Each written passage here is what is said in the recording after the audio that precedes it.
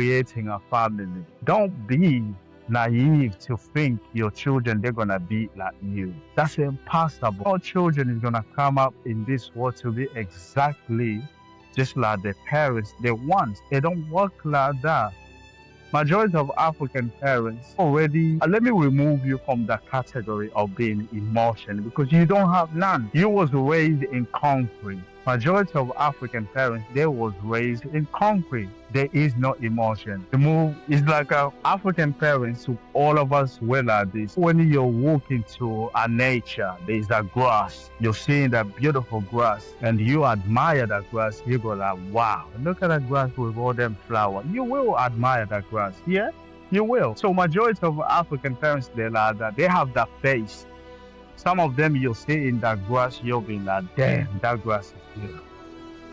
But just burn that grass, remove the beautiful grass, and look up beneath that grass. You're gonna regret because they're gonna bring hell on you. You're gonna forget there was a beautiful grass on top of that chaos, on top of them dirt beneath that beautiful grass. African parents, of them, they're like that. Even the white parents are there as well. But I'm talking about African parents. So African parents, they have so much baggage, so much wound, and that wound is passed on to generation, to children, and children. We start growing. What happened? We see in the ugliness of the world and the ugliness of our own household, and parents they adapt that. They adapt all of that without even knowing. They doing the damage to their own children. And the worst part, what I see to African parents, they don't take accountability, even to say sorry. You know, they have so much proud and arrogant, so much proud and arrogant. Sometimes you're thinking that,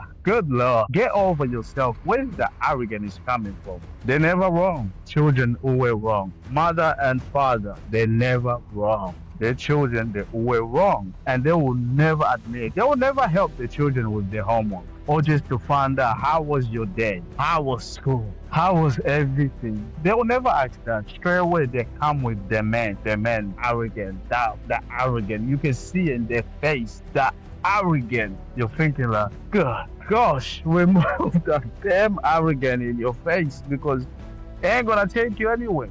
That's why you can see majority of African children.